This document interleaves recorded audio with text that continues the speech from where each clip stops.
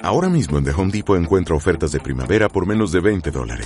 Ahorra en una variedad de flores, plantas, tierra para jardín y más. Después, ilumina tu jardín con una tira de luces Hampton Bay por solo $19.99.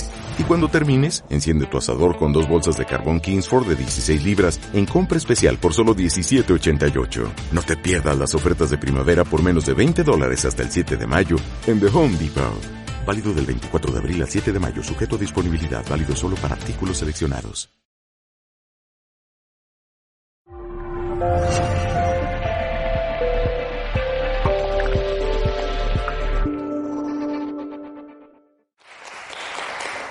Bueno, ante todo, muchas gracias a Dob, a José Manuel, a María Piedad y a todos los componentes por haber contado conmigo para estar aquí entre vosotros y poder hablaros un poco del mundo de las psicofonías y del por qué y del cómo forman parte de nuestro entorno y de nuestro mundo, ¿no?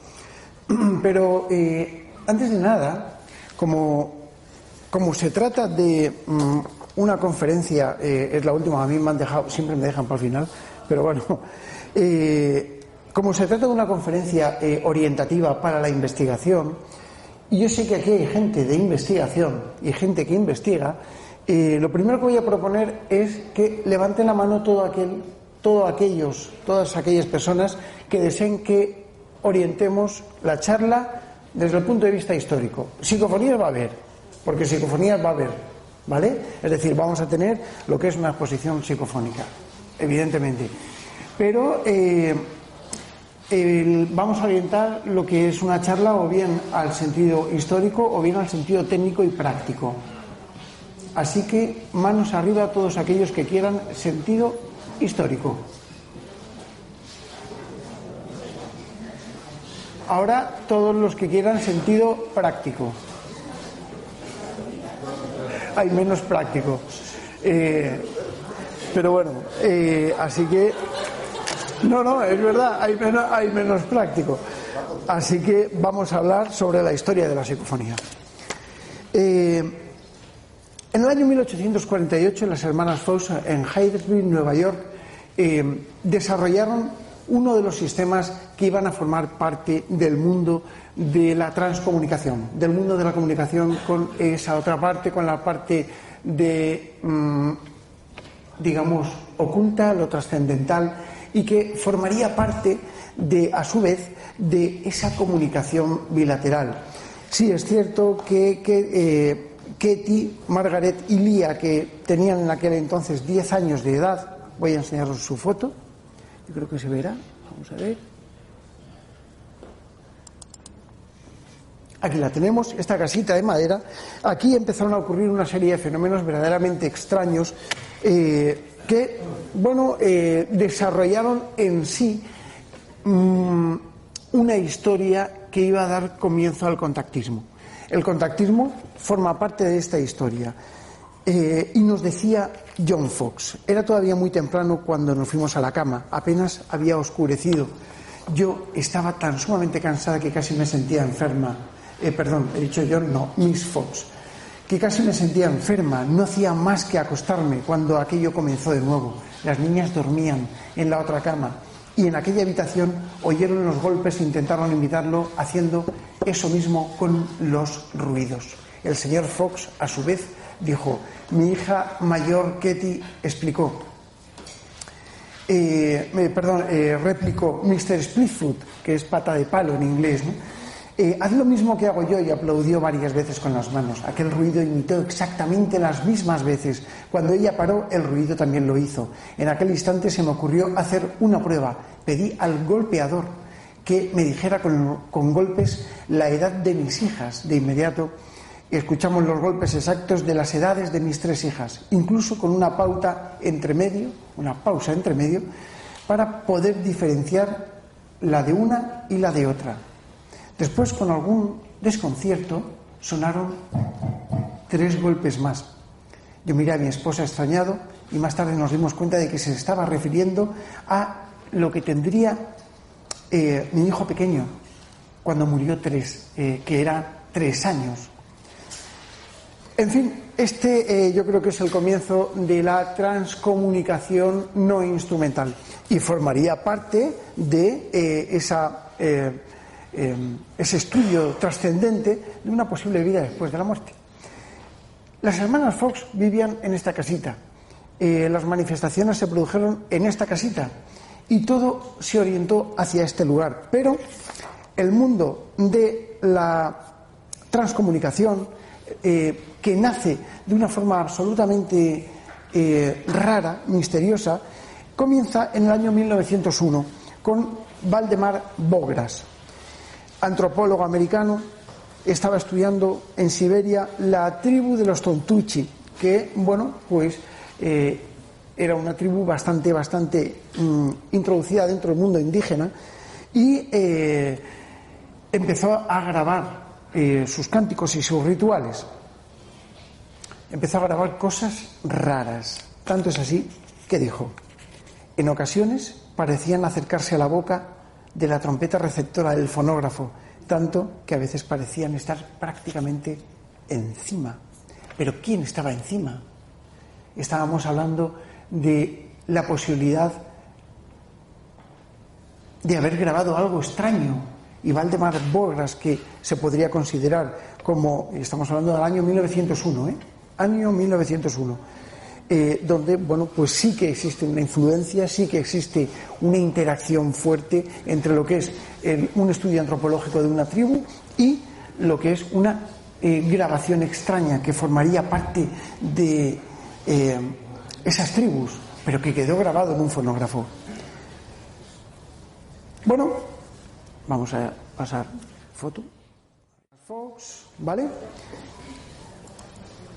Este sería el primer modelo de fonógrafo que, bueno, pues se utilizó. Eran tambores de cera por Thomas Alva Edison, el primero que desarrolló, y que precisamente en el año 1920 nos iba a dejar un poco la apariencia de algo que poco a poco se iba a convertir en estos aparatos que tenemos aquí encima, que son pequeños grabadores. Thomas Alva Edison, uno de los señores con más patentes del mundo, que según algunos robó muchas patentes a Nikola Tesla, pues posiblemente muchos de sus aciertos, muchos de sus equivocaciones, pero no se puede negar la evidencia, y es que el personaje en sí de Edison era una persona excepcionalmente buena dentro de lo que es el mundo científico. Tanto es así que formaba parte del Comité Científico de Nueva York, y bueno, pues ellos consideraron que Edison estaba diciendo verdaderas barbaridades, sobre todo porque ya estaba muy mayor. Estábamos hablando de años 20, publicado en la Scientific American. Si nuestra personalidad sobrevive, es estrictamente lógico suponer que retiene la memoria, el intelecto y otras facultades y conocimientos que adquirimos durante nuestra vida. Por lo tanto, si la personalidad sigue existiendo después de lo que llamamos muerte, resulta razonable deducir que quienes han abandonado la Tierra desearían comunicarse con las personas que han dejado este mundo. Me inclino a creer que nuestra personalidad podrá afectar a la materia en un futuro. Entonces, si este razonamiento fuera correcto, y si pudiéramos crear un instrumento tan sensible como para ser afectado, movido o manipulado por nuestra personalidad, tal como ésta sobrevive en otra vida, semejante instrumento, cuando dispongamos de él, tendría que registrar algo. Esto significa grabar a los muertos. Y esto es así.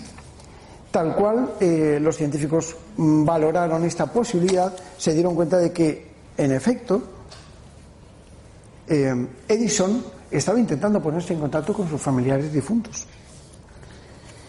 Bien, pasamos al año 1909, el telégrafo vocativo de Cambraya, en portugués, Augusto de Oliveira Cambraya, crea una patente en Río de Janeiro que, en cierto modo, nos presenta la posibilidad de que,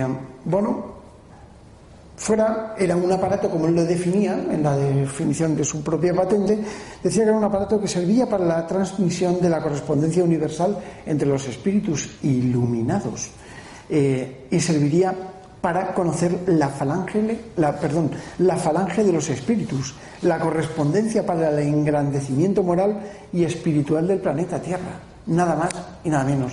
Estamos hablando del año 1909, que ya ha corrido un poquito de tinta. Poco a poco, Ferdinando Casamali, a ver cómo digo ahora, en el 1915 empieza en una revista inglesa a realizar unas investigaciones, a publicar unas investigaciones increíbles que pues se fundamentan en la posibilidad de captar mediante receptores de ondas electromagnéticas emisiones procedentes de otros mundos. En el año 1933 el aparato mediúmnico electrónico aparece y estamos hablando de, para mí, uno de los grandes eruditos en este momento, que era Próspero Lápagues, el cual le expulsaron de la comunidad espírita precisamente por afirmar que podía grabar voces en un sistema fonográfico y de recepción. Lo tiraron los espiritistas. Hoy la unión de lo que es la investigación espiritista, que es una doctrina, como bien sabéis, y lo que es la investigación pura y dura de los técnicos en transcomunicación, pues está unida. Y de hecho, yo dentro de poquito daré una conferencia precisamente con la Sociedad Espírita Española, que se va a hacer dentro de poquito en Calpe, y ahí vemos lo que es el aperturismo mental, el aperturismo de cultura que se ha producido en lo que es una doctrina era una doctrina bastante cerrada, cosa que yo apruebo. Quiero enseñaros una foto. Aquí está nuestro amigo Edison, el experimento de Casamali, y quiero enseñaros una foto muy curiosa que es la portada de un libro de un escritor que se llama John Alva Keel. No sé si os suena Operación Caballo de Troya, posiblemente de Juanjo, de nuestro querido amigo Juanjo Benítez, pero que data del año 1970. No significa que Juanjo copiase esto, es evidente.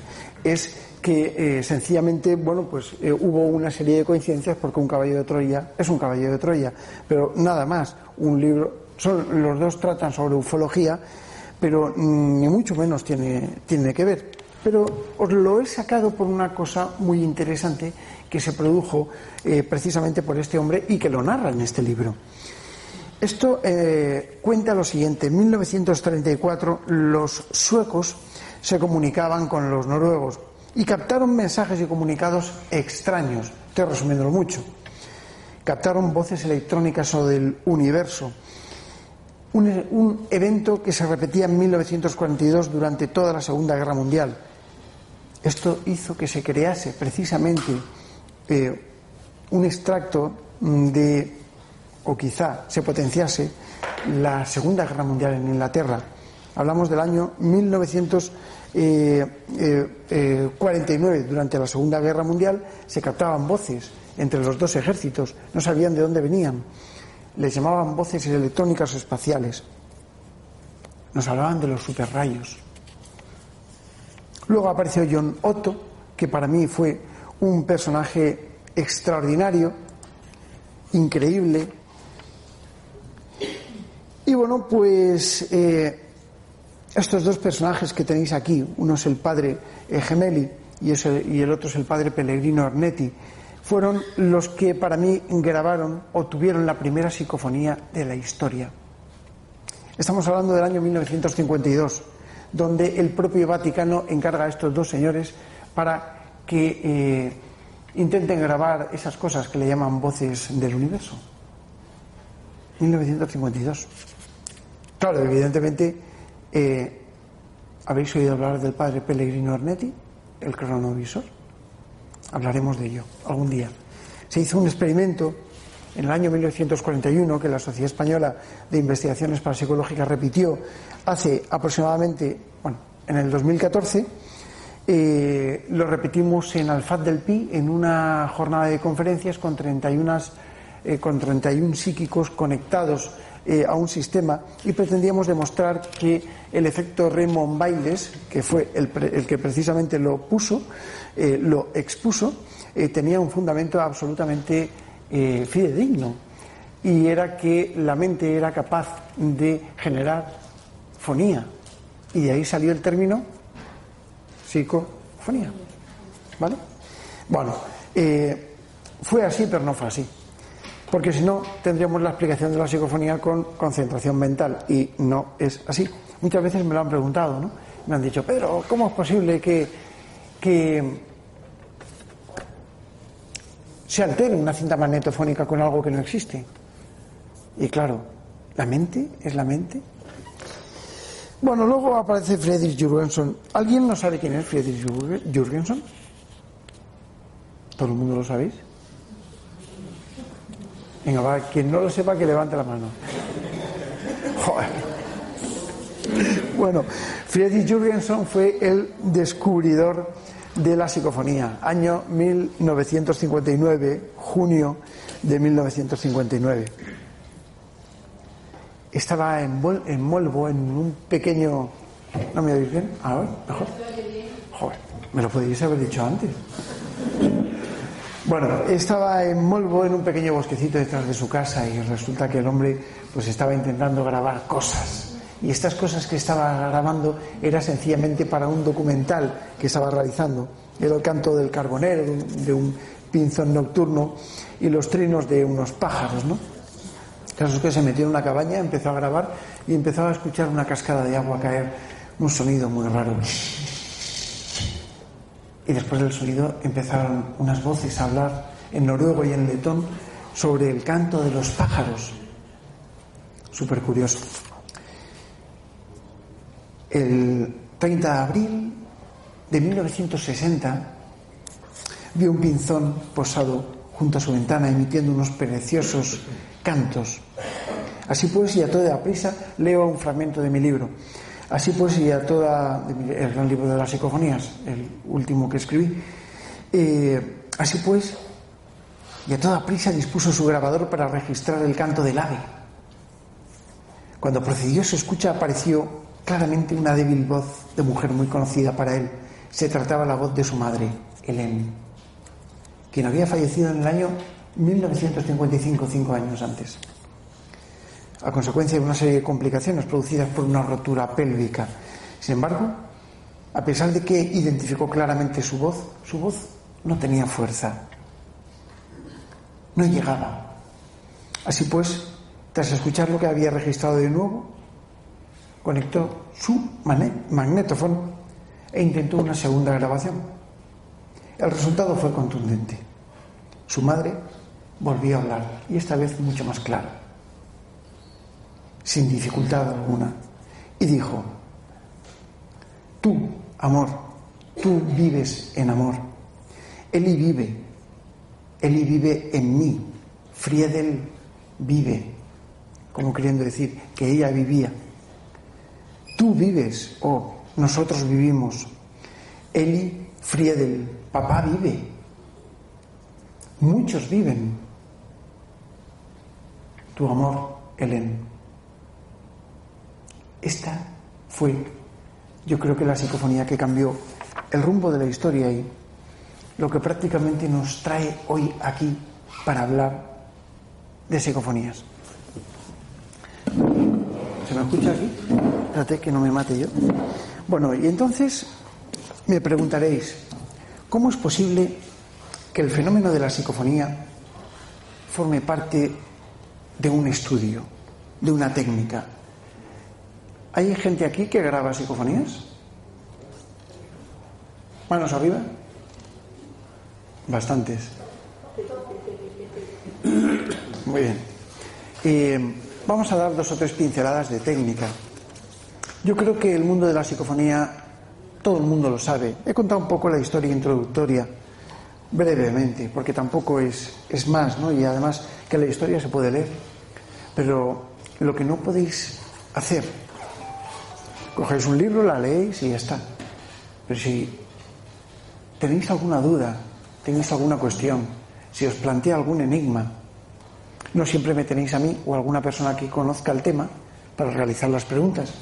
Así pues, yo voy a seguir hablando, pero cuando tengáis alguna pregunta, algún razonamiento, alguna cuestión que influya para el tema de las psicofonías, quiero que me la hagáis. Sabemos perfectamente que la psicofonía forma parte de la investigación paranormal y me la hacéis levantando la mano, ¿vale? La investigación paranormal, ¿sabéis qué concepto tiene? Estudiar lo efímero, espontáneo y esporádico. Desde tiempos de Joseph Rhimes, cuando la parapsicología se estudiaba en laboratorios, en momentos donde todo el mundo nos habíamos planteado la posibilidad de que existiese algo, el éter, supuestamente, casi todo se explicaba con el éter, y con la posibilidad de que existiese también hay una realidad aparente. Esto no fue así. En los años 70 todo esto cambió. Yo he pasado por esa parapsicología que todos hemos estudiado, los un poco más antiguos. En los años 70 cambió todo esto y se abrió lo que se llamó la parapsicología fronteriza, la parapsicología de origen fronterizo o trascendental. Lo trascendental es lo que hay más allá. No existe efecto sin causa. Si tenemos el efecto pero no tenemos la causa, ¿dónde está la causa? ¿Dónde está? A ver, tú que levanta la mano. ¿Dónde está la causa?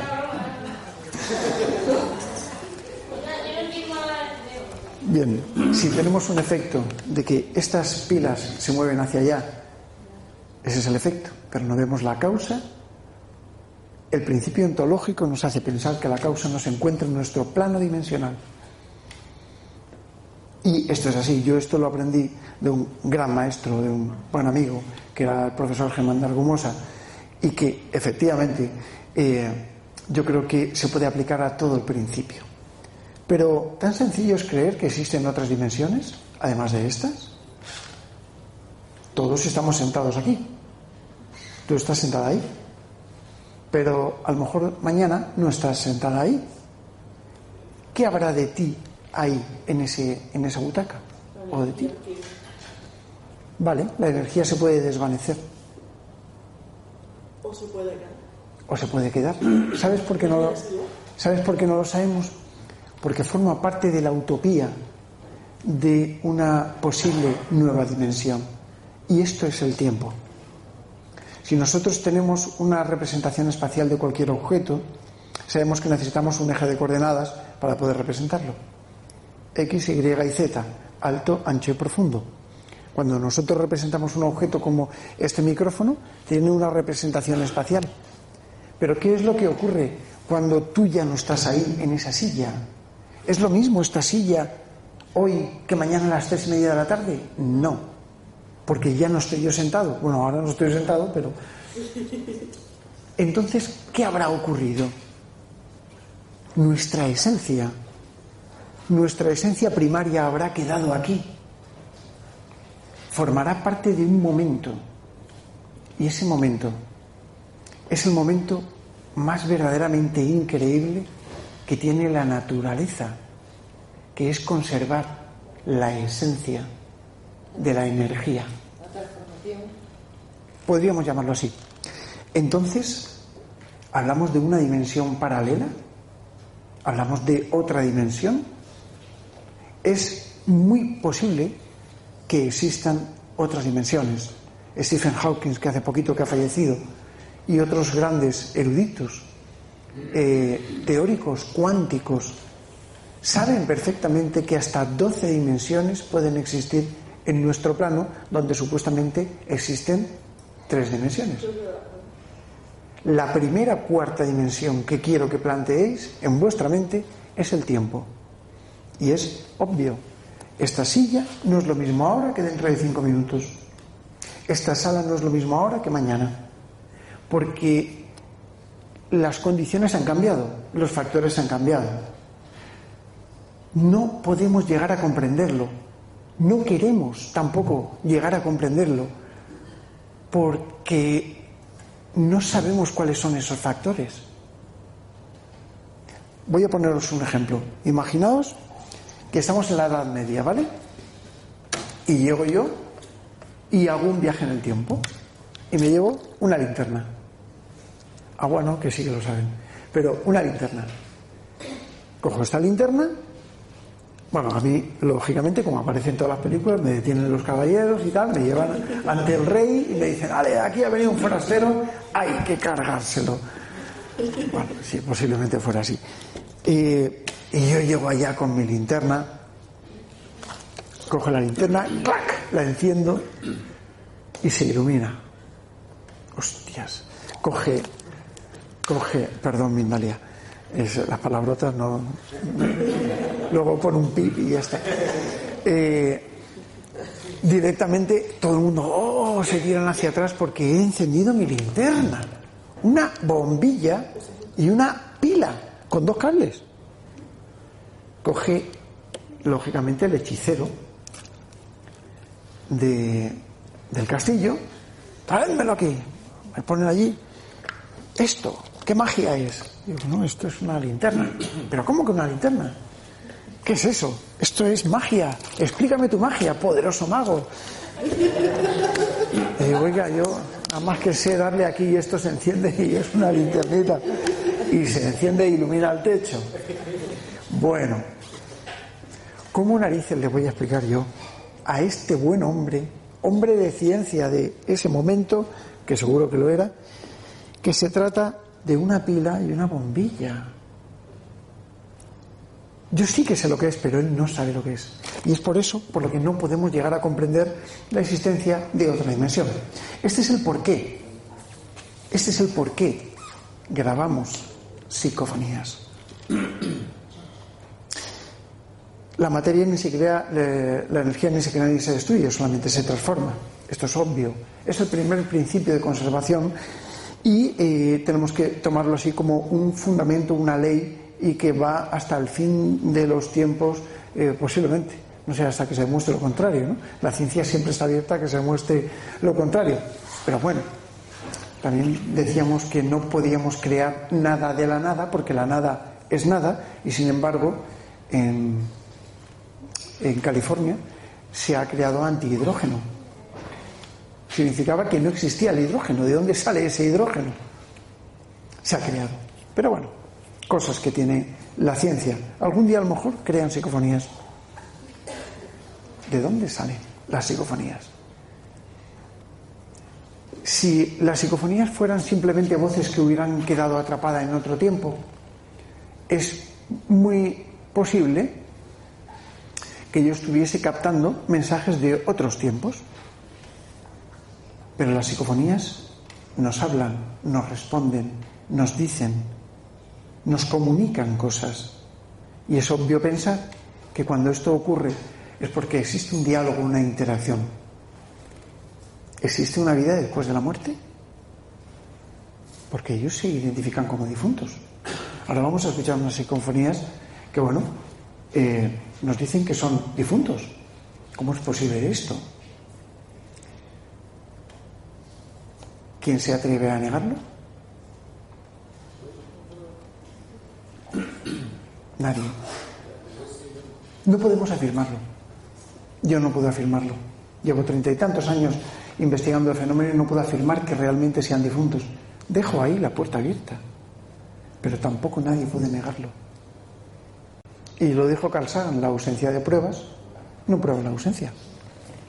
Con lo cual, ergo, posiblemente exista otra vida y que nos hablen. Y eso serían las psicofonías. Es tan sencillo como eso. Pero es a la vez tan complicado como para decir, vale, ¿de dónde sale un sonido que no tiene garganta? Lo que escucháis muchas veces, y esto es un poquito complicado de entender, ¿vale? Pero lo que vosotros escucháis con las psicofonías, cuando escuchéis una psicofonía en la que exista un golpe de glotis, no es psicofonía, es un error, porque la glotis es humana. podemos desecharlo. Cuando vosotros escuchéis una psicofonía, escuchad, ¿eh? Hola. ¿Escucháis el eco? Hola. Hola. Hola. Bien, el eco de una voz es el eco de una voz. La frecuencia normalizada de una voz, la frecuencia en la que cabalga una voz humana, es fácilmente identificable. Según yo publiqué en el primer libro mío sobre psicofonías en el año 2001, hablaba de una energía, planteé la hipótesis de la transformación de la energía energético o de la teoría energético-sonora. Esa transformación, ese vínculo que lo unía, lo descubrí y os voy a contar cómo. Había un señor que violaba en Alicante, un violador, un energúmeno, y entonces le llamaban el violador del castillo. Y bueno, yo cuando estaba en tiempos, estaba estudiando la carrera, siempre terminaba bastante tarde, mi padre traía la prensa, el periódico, y yo pues a la 1 de la mañana o así me ponía a grabar psicofonías, ¿no?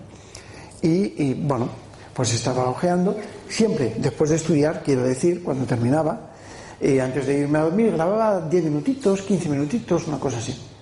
Y pues paso la hoja, me pongo a grabar, paso la hoja y veo el violador del castillo actúa de nuevo.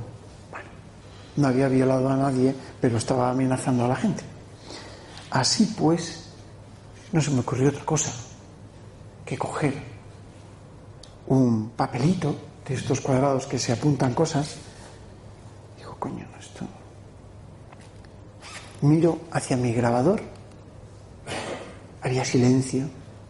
En mi casa todos dormían, yo vivía en casa de mis padres.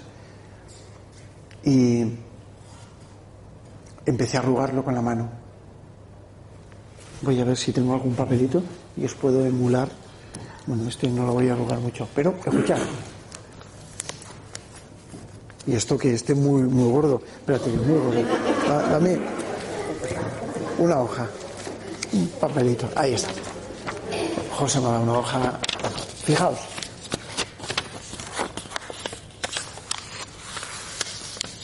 ¿Vale? Imaginaos que el papelito es más chiquitín, no es más. Pero ese sonido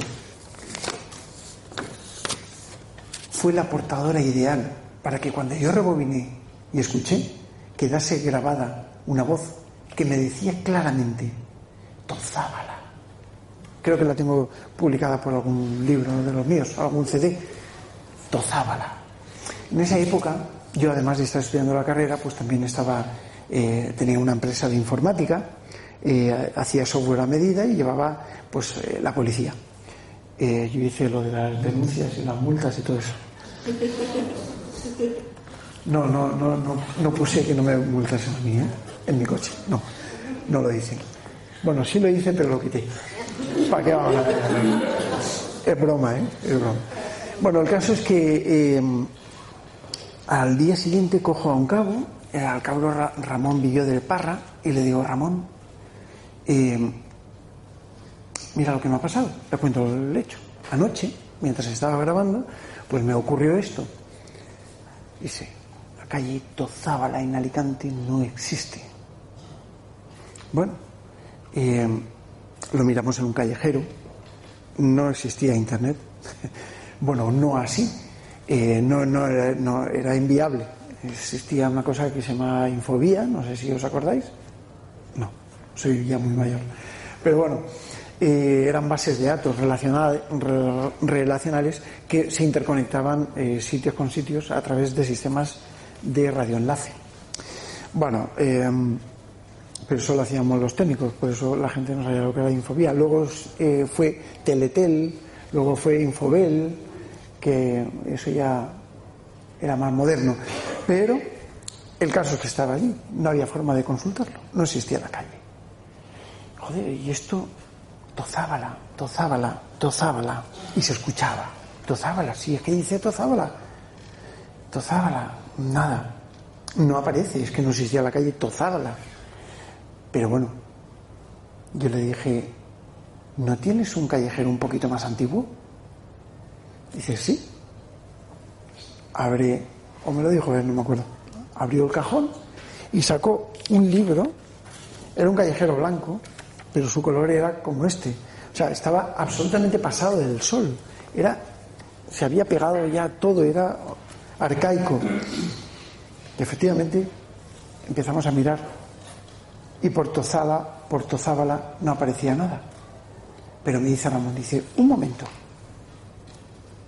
Tozábala, Zabala, doctor Zabala. Sabéis que las psicofonías muchas veces tienen un inicio, y efectivamente cuando veo la psicofonía prácticamente había cogido el inicio de la grabación psicofónica como parte de la energía del papel y se había transformado en doctor Zabala. Tozábala, doctor Zabala. Y la calle sí estaba, justo en las faldas del castillo, casual y curiosamente. Este pequeño ejemplo, de alguna manera, es para que, en cierto modo, comprendáis que sí existe interacción. Las voces psicofónicas forman parte de nuestro entorno, posiblemente desde tiempos inmemorables. Hemos visto durante este pequeño repaso de la historia que desde la invención de los primeros sistemas de grabación algo se está intentando poner en contacto con nosotros, algo que está ahí y algo que a veces tiene respuestas muy concretas a preguntas que los investigadores realizan. ¿Te lo, Antonio? Y en cierto modo esto nos tiene que ayudar a comprender la posibilidad de que la ausencia de pruebas no pruebe la ausencia y de que algo que no vemos esté ahí. Hacía yo hace poquito un programa con un queridísimo amigo que es Miguel Ángel Pertierra, un programa de Déjame Entrar con Mindalia, un programa que recomiendo a todo el mundo, Déjame Entrar. Y estábamos hablando de las experiencias cercanas a la muerte. Él decía, Pedro, es que la gente que vuelve, el doctor Pertierra es una persona que está en contacto con pacientes, la gente que vuelve desde ese otro lado cuenta cosas verdaderamente increíbles. Parece como si existiese una vida ahí esperándonos. Parece como si ese otro lado intentase comunicarse con nosotros. ¿Qué son las psicofonías? ¿Son acaso una pincelada desde ese otro lado que nos muestra la existencia de algo? ¿Cómo debemos investigarlas? ¿Qué errores se deben de plantear a la hora de analizar una psicofonía? A la hora de decir que algo aparentemente se ha demostrado. Sí, bueno, yo soy de la vieja escuela y esta mañana se ha hablado del método de investigación y tal. Con respecto a la psicofonía, soy partidario, siguiendo los cánones antiguos, de que cuando se obtiene una psicofonía, a la hora de escucharlo, para que no nos influyamos unos con otros, es bueno, pienso, escuchar la psicofonía, sin decir, vaya a escuchar esto, puesto que ya estamos predisponiendo a que vaya a escuchar eso, que puede que sea, pero a no es algo similar y no es lo que en ese momento... Tienes toda la razón. Claro que sí.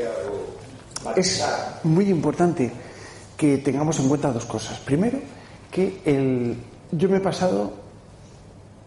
¿Tú cuántas psicofonías has escuchado en tu vida? Tú. A ver, dime...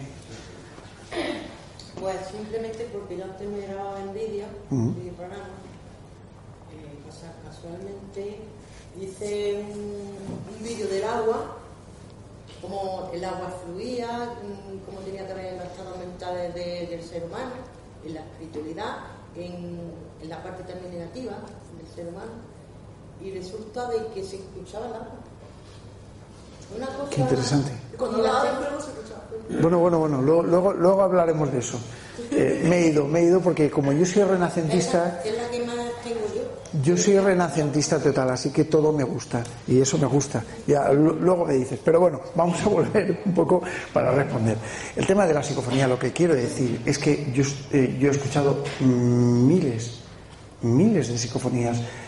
Bueno, pues no sé, si tengo aproximadamente unas 70 y tantas mil grabaciones, pues son muchas horas. No sé cuántos kilómetros de cinta habremos corrido, de cinta magnetofónica, que ya no existe. Bueno, posiblemente ir a la luna, volver, ir al sol, volver, ir a la luna otra vez y así varias veces, ¿no? Pero bueno, quiero decir, porque antiguamente he escuchado mucho. Al igual que, por ejemplo, pues Antonio, por ejemplo, por decir alguno, o cualquier compañero, o José, han trabajado con el tema psicofónico durante muchísimos años, saben perfectamente escuchar psicofonías. Pero ¿hay alguien que no haya grabado alguna psicofonía? Por ejemplo, usted. Claro, ahí tenemos algunos ejemplos. Pero ¿cómo van a saber ustedes escuchar psicofonías? A mí es lo que más me costó. Os lo voy a decir textualmente. Cuando yo empecé a grabar psicofonías, yo no hacía más que cagarme en la leche, porque no hacía... Y yo, si esto tiene que funcionar, coño, que sí. Nada, ni una voz. ¿Cómo que no? Sí, ha pasado prácticamente a todos, a Sinesio, a Raudiv, a Argumosa, a todos.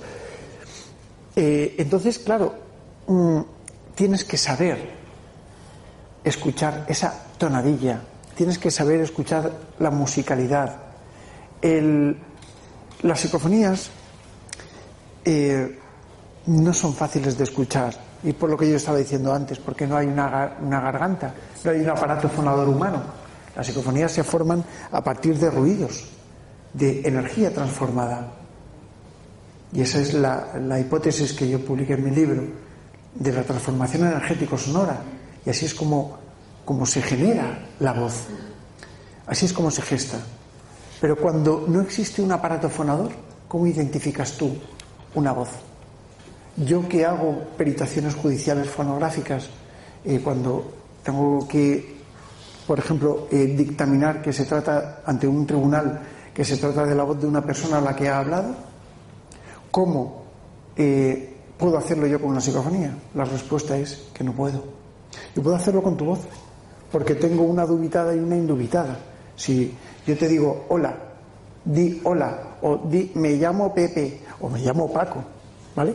Me llamo Paco, ¿vale? ¿Por qué? Pues porque yo tengo grabada de ti una voz amenazante, me llamo Paco y te voy a matar, ¿vale? Por teléfono. Entonces, ahora te doy paso. Entonces, claro, yo tengo una dubitada y una indubitada, puedo hacer la comparación y a través de un sistema informático puedo saber cómo interpretar tu voz, ¿vale? Pero esto no ocurre con las psicofonías porque no tienen patrones normalizados de voz.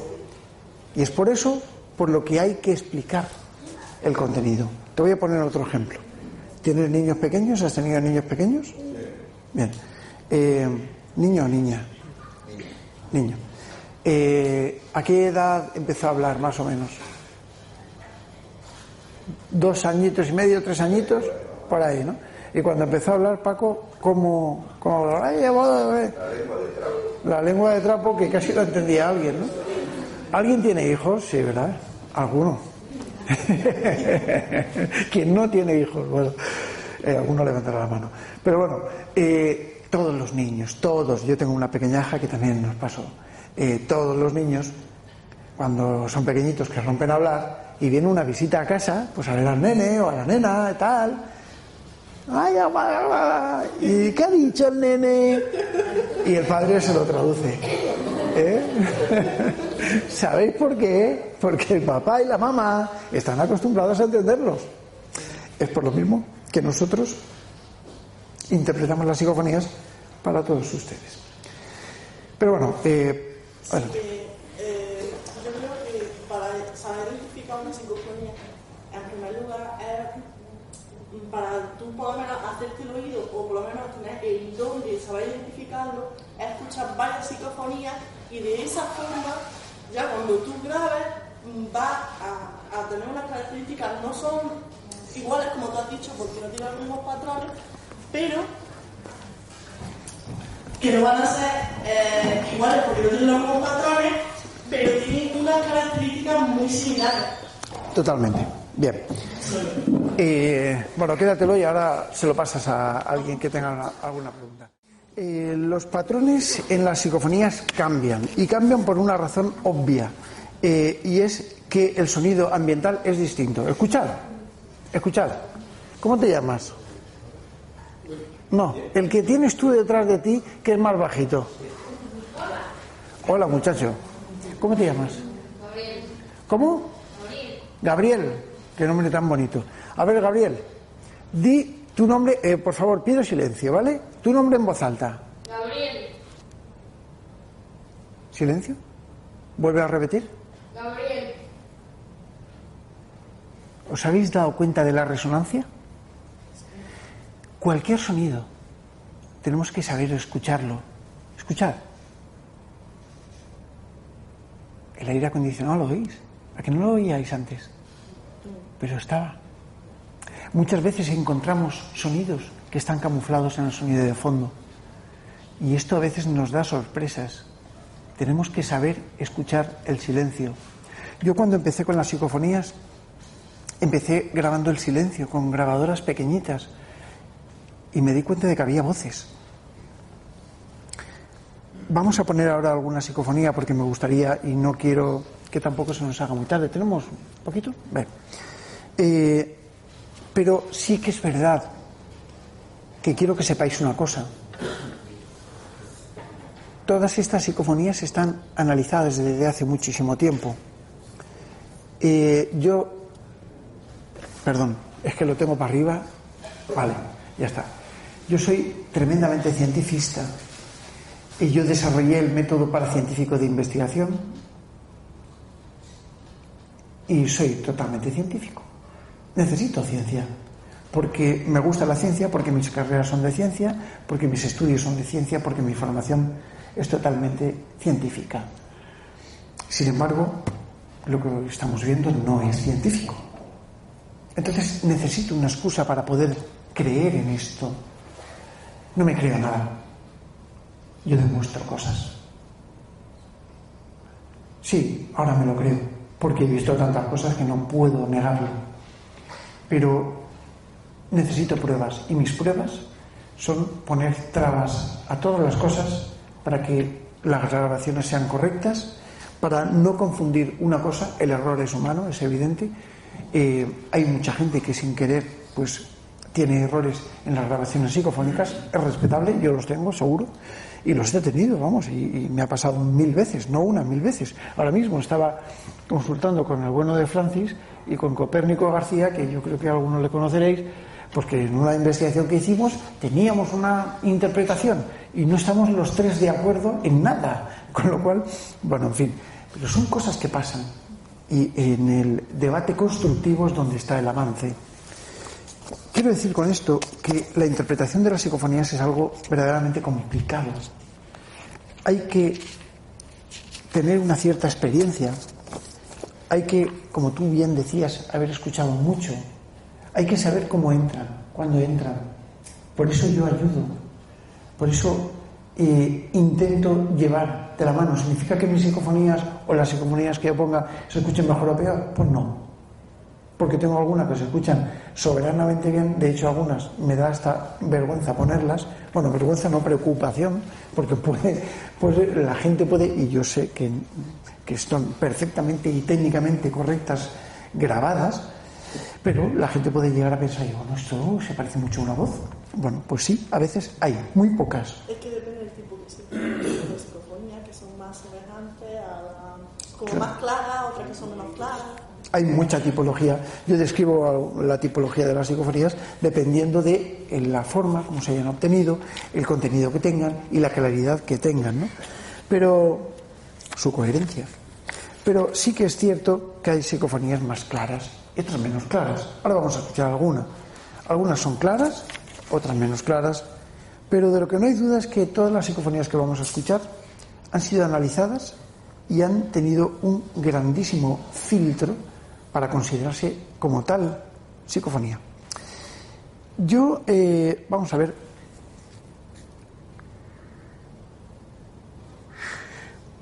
vamos a empezar con una grabación obtenida en una ermita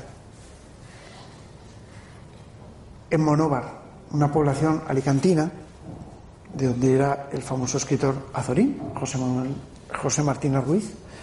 Y bueno, pues en este lugar yo con mi querido amigo José Requena pues estuve investigando durante muchísimo tiempo. Y estábamos perdidos en una montaña. Allí había una ermita en la cual se habían hecho algunas invocaciones, se habían expuesto algunas pinturas extrañas y demás, ¿no? Y bueno, en cierto modo fuimos allí a obtener algún registro psicofónico. Montamos aparatos. Yo las grabaciones las realizo aproximadamente durante 2 minutos. ¿Sabéis por qué? Porque necesito estar concentrado. No se puede hablar durante una grabación psicofónica y mucho menos susurrar, porque se nos puede confundir la voz. Si alguien lo hace, vea que está ahí, que mi mujer es la encargada de decir paramos. Y paramos. Y paramos significa que paramos, ¿no? Entonces, claro, no lo aceptamos, no se puede. Sin embargo, hay veces que en el corte, es decir, cuando detenemos la grabación, fin de pruebas, ¡pum!, paramos, tienes una cola y ahí se te queda alguna, ¿vale? Es posible que ocurra, o es posible que estemos grabando, que yo lo hago, esta mañana lo he hecho. Esta mañana estaba grabando psicofonías aquí, pero no lo habréis sabido, pero yo tenía un grabador aquí puesto, a ver qué pasaba, mientras que Antonio estaba hablando de psicofonías. Pero bueno, quiero decir, esta mañana lo hemos hecho, o anoche, cuando estábamos aquí a la 1 y pico de la mañana, estamos experimentando. Y hubo un momento en que cuando estuvimos absolutamente callados, dos. Pero la última grabación, bueno, chicos, vamos a dialogar. Cogí mi grabadora y empecé a pasear mientras hablábamos, sin solapar las voces, porque cuando solapas voz es cuando ya no sirve, porque no puedes identificar. Entonces, claro, esto es muy importante y lo digo como técnica, ¿vale? Como técnica de investigación para aquellos que investigan. No se pueden solapar las voces. Sí que se puede grabar y sí que se puede escuchar, pero no se pueden solapar las voces. También otra técnica es si se escucha algún golpe o que te va a caer o hace algún ruido, pues ese ruido he sido yo, para que se sepa que no ha sido otra cosa que puede ser. No te preocupes. Cuando se graban psicofonías es interesante lo que está diciendo por una razón, porque son los típicos apuntes de una persona que está interesada por el fenómeno, por investigar el fenómeno y está buscándole explicación, y es así, y lo apruebo de verdad. Cuando tú estás grabando, si alguien tiene que decir algo, ¿cómo tiene que decirlo? Alto y claro, ¿o no, Fede? Así es.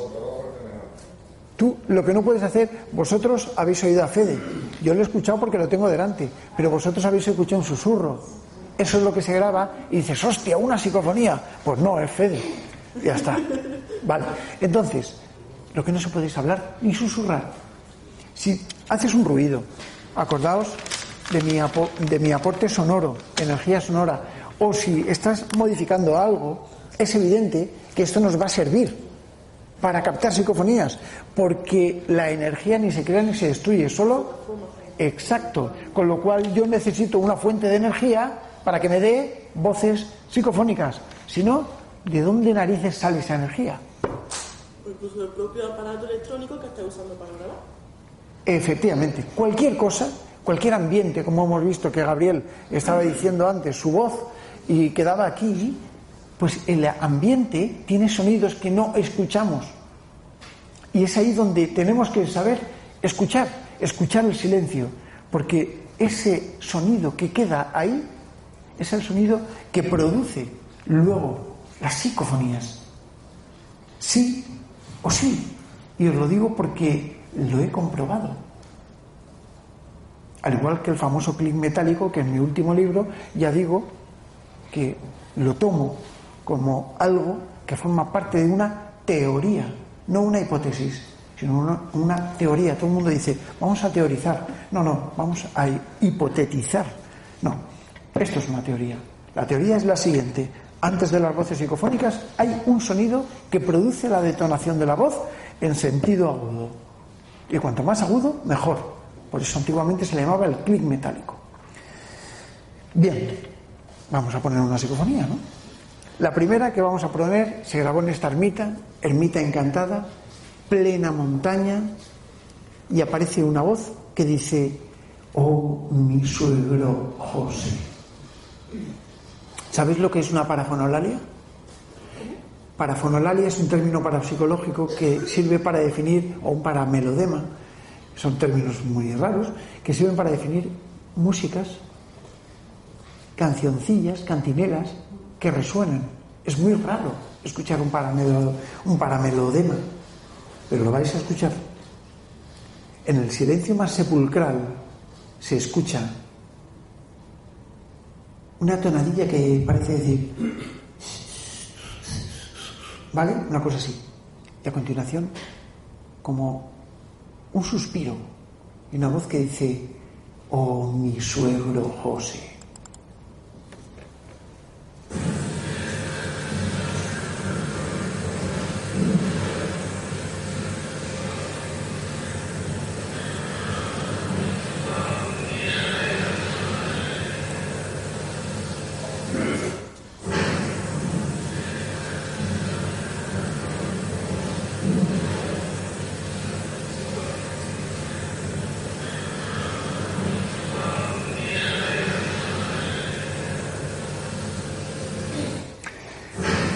Bueno, yo creo que con 2 veces ya la tenemos. Oh, mi suegro José. En Belchite, lugar del bombardeo de Belchite, se escucha... yo estuve haciendo varios programas de televisión allí y tal, con Telecinco, con Antena 3 y con Televisión Española y con algunas más, con 4 también. El caso es que estaba yo allí.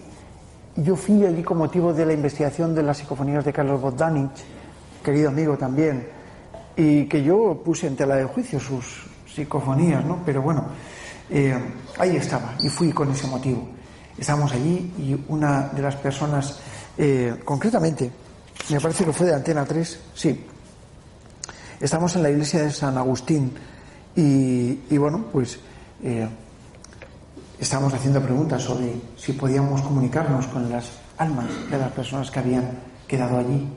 Murieron, según algunas fuentes, 5.000 personas, según otras fuentes, 11.000. Ojo, Decían que los cadáveres se apilaban en pilas de 7 metros en las cunetas de la carretera, del Belchite antiguo. Bueno, aquello fue horrible. El caso es que se escucha con claridad una voz que en el silencio, grabación controlada, dice: no hay más que una vida.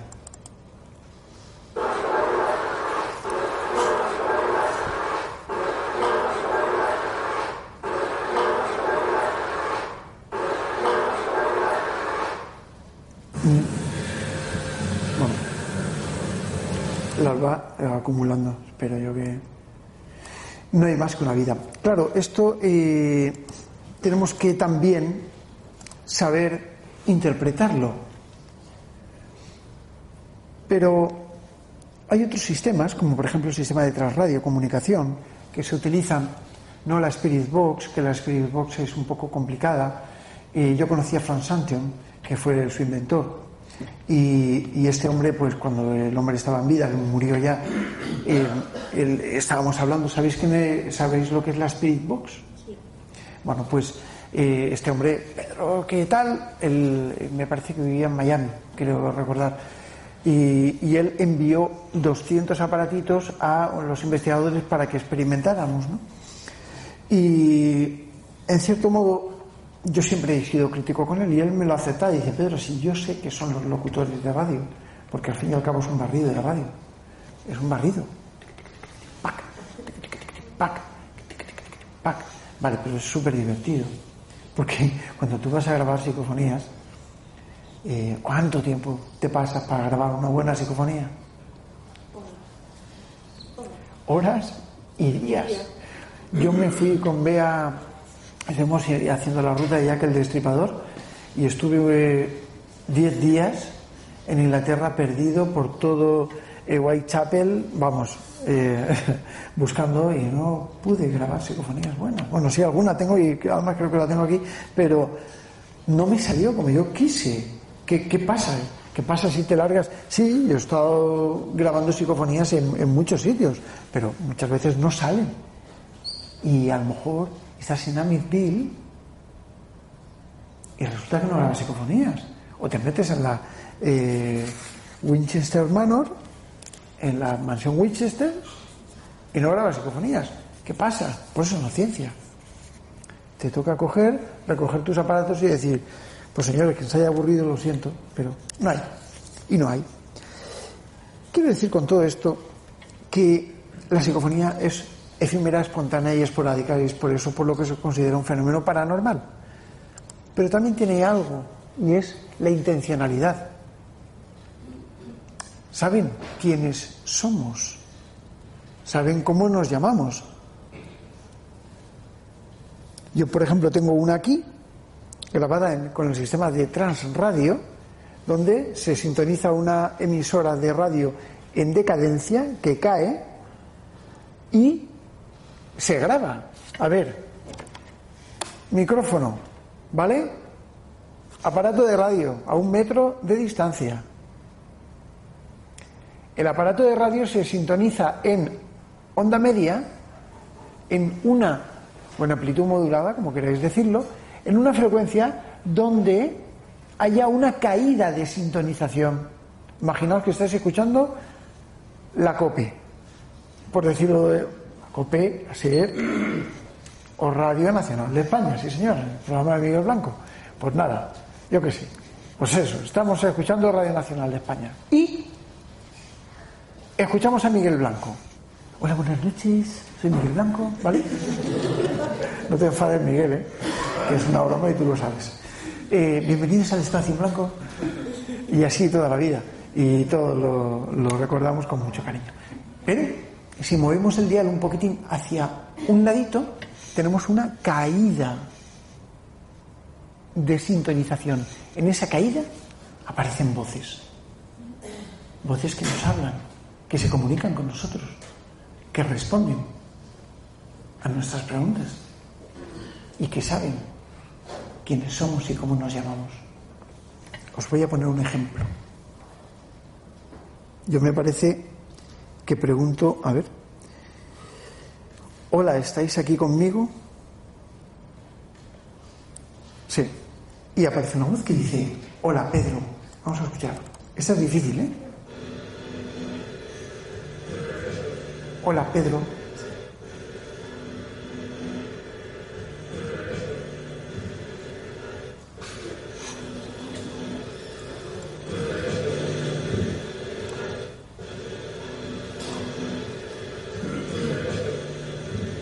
Hola, Pedro, como robótica, ¿vale?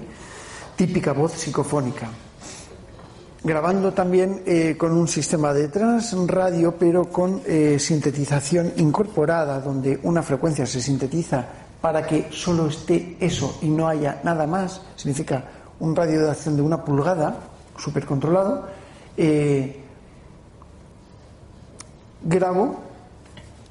Se graba en un aparato de bobina abierta, y yo escuchando, ¿vale? Estábamos Bea y yo experimentando. Y en un momento dado aparece una voz que dice: libre. Yo la oigo, como sale por el sistema.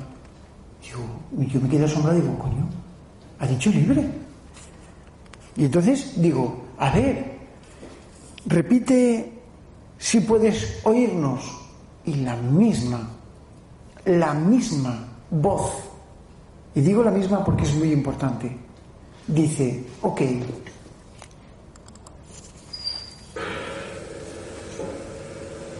Ha dicho libre. A ver, repite si puedes oírnos. Libre. Ha dicho libre. Os lo pongo. Ha dicho libre.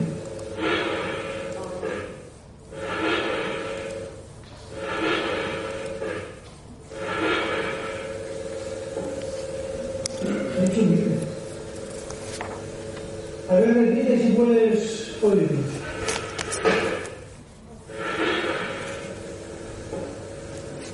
Ha dicho libre. A ver, repite si puedes oírnos. En Belmez de la... A ver.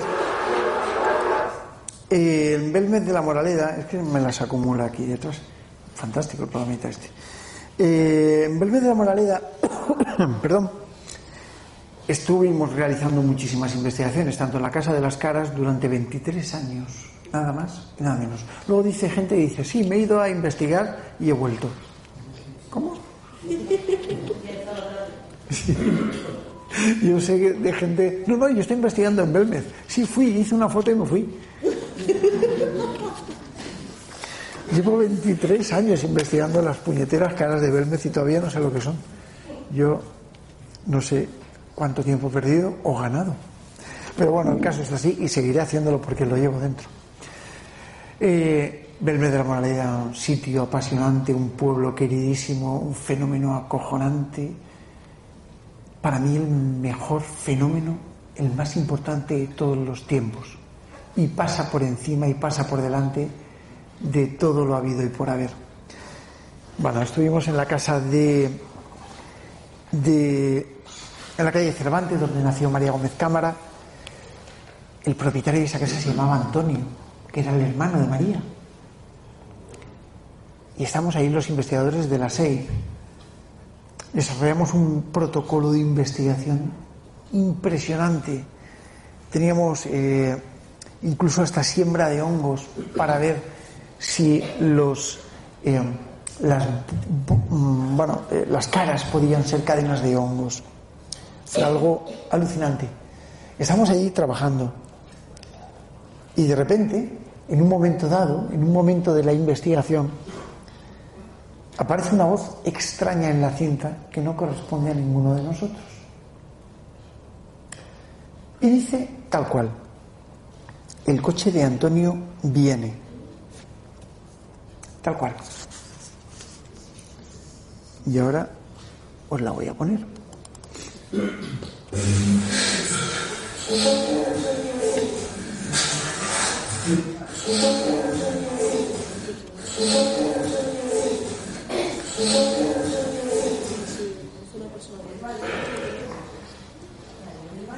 Yo no me he atrevido nunca a decirlo. Si vosotros la habéis escuchado, ¿queréis que la vuelva a poner? Voy a volverla a poner. Todo el mundo que haya conocido a María, yo por respeto nunca identifico las voces, pero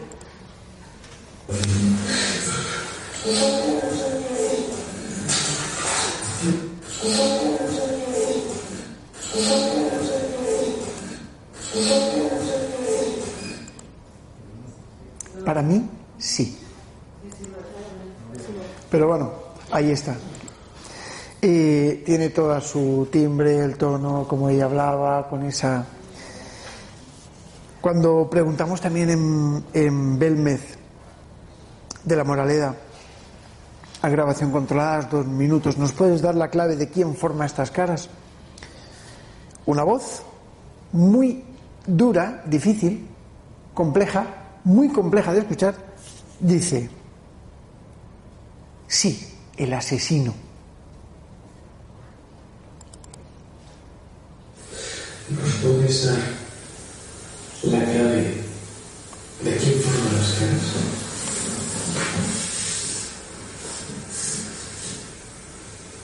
¿Vale? Difícil. Ruido de fondo. Sí, el asesino.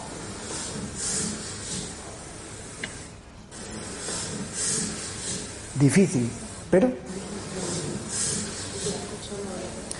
Vale.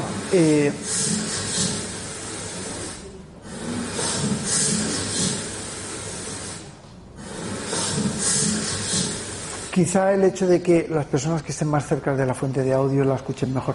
Es difícil, pero la he querido traer porque es complicada o sea, no todas las psicofonías son buenas, ¿no? Cuando estuve yo grabando un programa, voy a terminar nada, ¿eh? ¿Estáis cómodos? ¿Sí? Bueno. Cuando estaba yo grabando un programa en Andalucía, en Sevilla, en Canal Sur, estuvimos 3 años grabando un programa que era Flashback, con Belinda, con Isidro Pérez Hidalgo, con Ricardo Bru. Yo iba, me parece que una vez cada 2 veces al mes o algo así, para bueno, pues explicar un poco los términos parapsicológicos.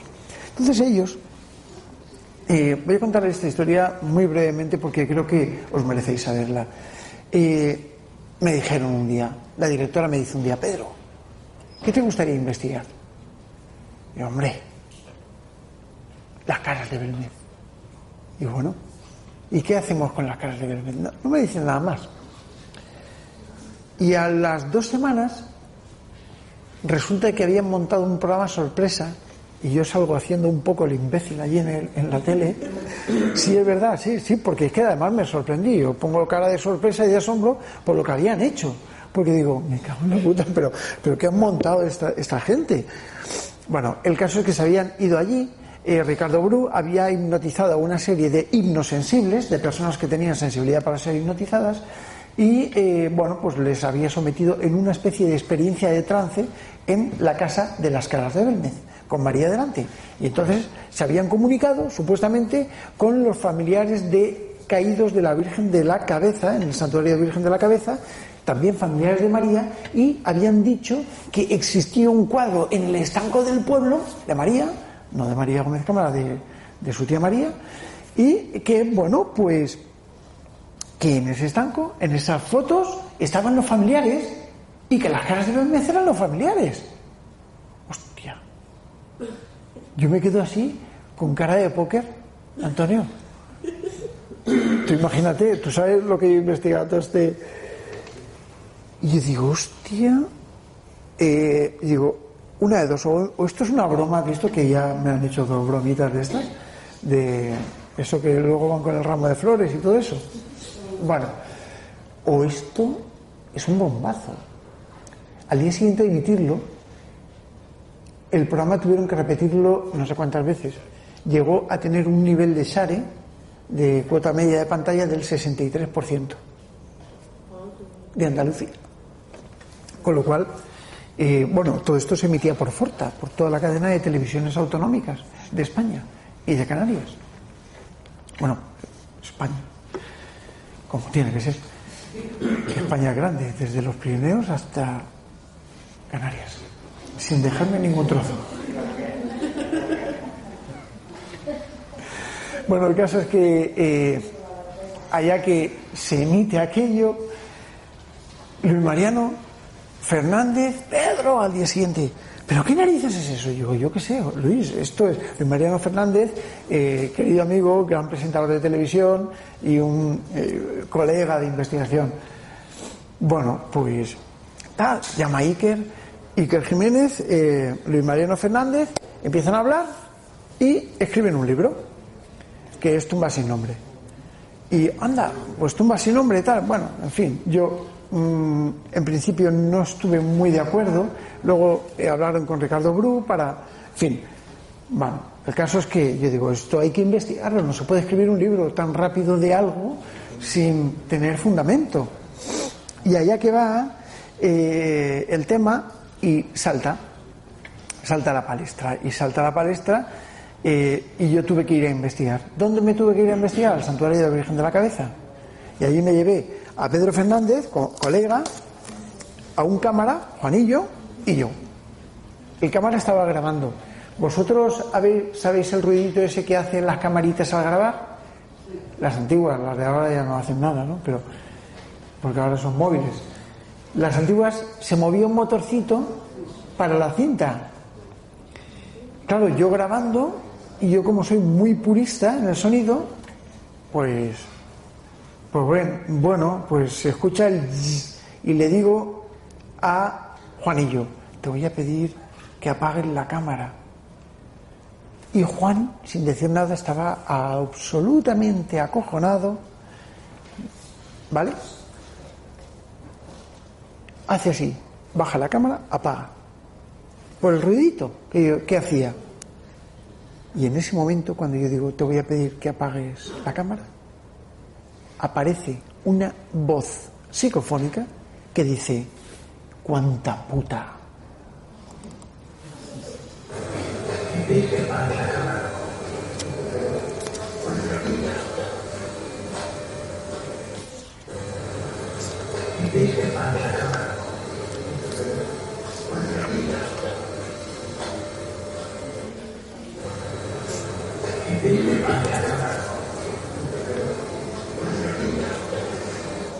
Voy a poneros para finalizar una grabación rara, una grabación extraña,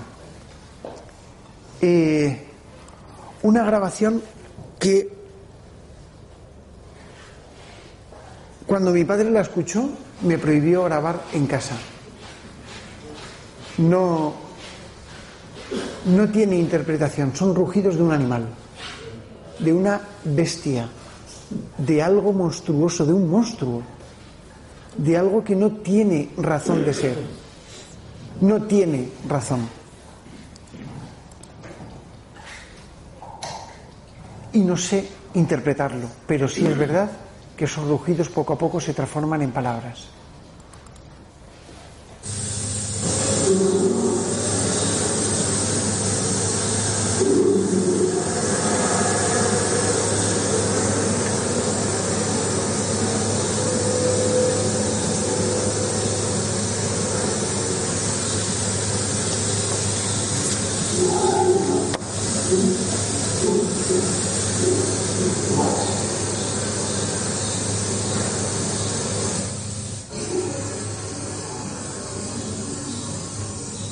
Grabación tratada.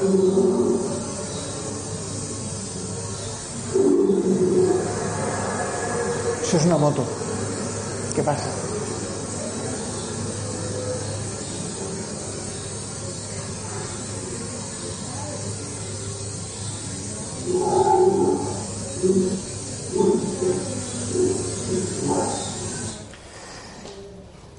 Pues esta era la grabación. Sinceramente, después de esto, después de hablar de psicofonías, de hablar de dimensiones, de que todo posiblemente sea relativo, de que todos estos sonidos que hemos escuchado formen parte de una dimensión distinta a la que nosotros nos encontramos, ¿qué nos debe de hacer pensar? Yo recuerdo un día que entré en mi laboratorio, no la he traído, pero entré en mi laboratorio y para mí es una de las psicofonías que más me impactaron. Puse los aparatos en marcha, eran sobre las 11 de la noche, 11:30, puse todo a grabar y a registrar. Y en un momento dado, mientras que estaba sonando el bullicio de fondo de la experimentación, yo pregunté, ¿podéis darme un mensaje desde vuestro mundo? Y aparece una voz de un niño, y la tengo grabada, que dice, hola Pedro, estoy muerto, dime por qué estoy muerto. Quizá esto nos pueda servir como conclusión. Muchísimas gracias.